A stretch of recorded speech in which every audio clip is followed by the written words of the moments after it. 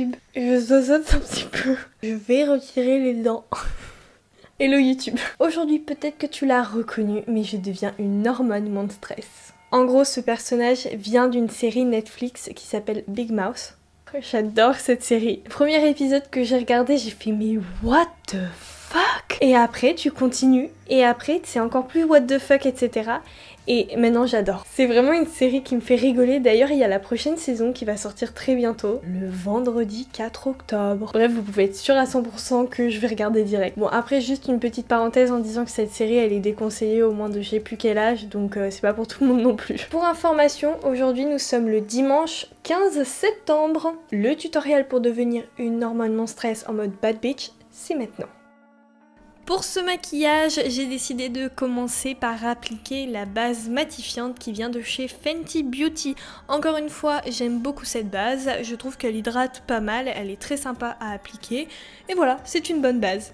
Je continue mon teint avec un fard gras de couleur jaune. Donc le jaune, je vais venir l'appliquer avec le cul d'un pinceau, je vais en mettre partout sur mon visage, et ensuite je vais l'estomper avec une Beauty Blender.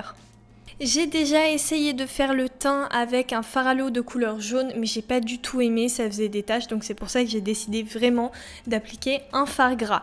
Mais qui dit fard gras dit forcément le fait de devoir le fixer avec de la poudre, donc je vais en profiter pour ajouter de l'anti-cerne à mes endroits de lumière et je poudre avec du talc.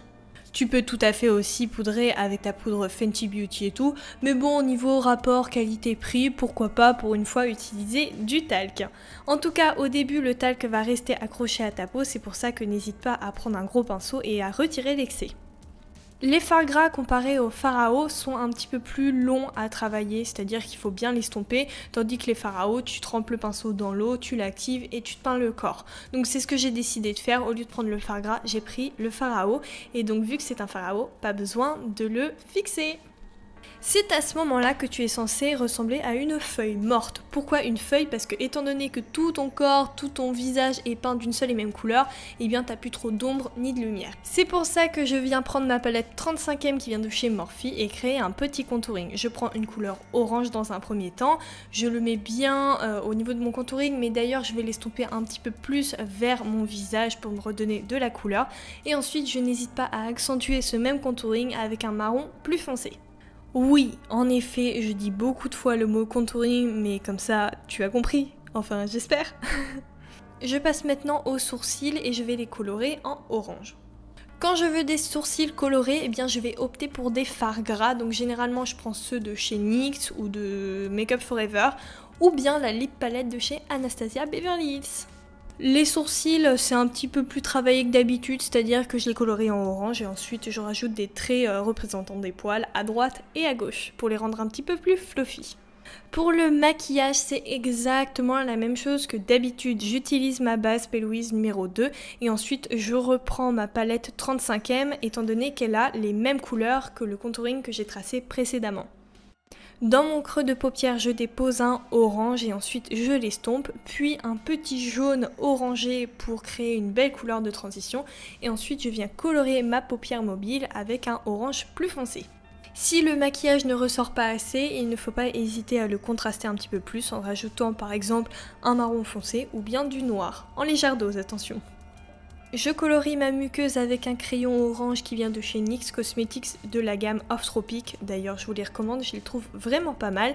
Et ensuite, j'agrandis mes yeux en créant un liner avec la palette 35e et des fards à paupières noirs.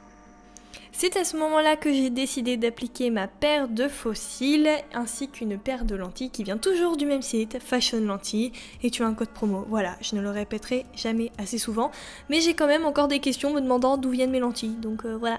Je le répète. L'hormone monstresse a une bouche rose vibrante et je vais prendre la gamme de chez Sephora, les Limstein Matte, et je les trouve juste géniaux. Je finalise avec des petites dents de vampire suivies d'une perruque et les oreilles, les cornes, c'est tout simplement du papier canson cartonné et j'ai dessiné tout ça moi-même. J'espère sincèrement que cette vidéo t'a plu. Moi en tout cas, je me suis vraiment éclatée à faire ce look. Et je le trouve vraiment trop drôle quand je le regarde. Je le trouve plutôt efficace. Il est sexy, il est déguisé. Et en plus, franchement, la série, elle est trop drôle. Bon voilà, j'espère que je t'ai encore donné une bonne idée au niveau de tes make-up Halloween. En tout cas, si tu as aimé ce tutoriel, si tu aimes mon travail, mon univers, n'hésite surtout pas à le partager. Aussi, n'oublie pas de m'encourager en me laissant un petit commentaire, bien sûr, à laisser un petit pouce bleu. Et la dernière chose, à me rejoindre sur Instagram. En tout cas, moi, je vous fais plein de gros bisous et on se donne rendez-vous demain à la même heure. Bye bye!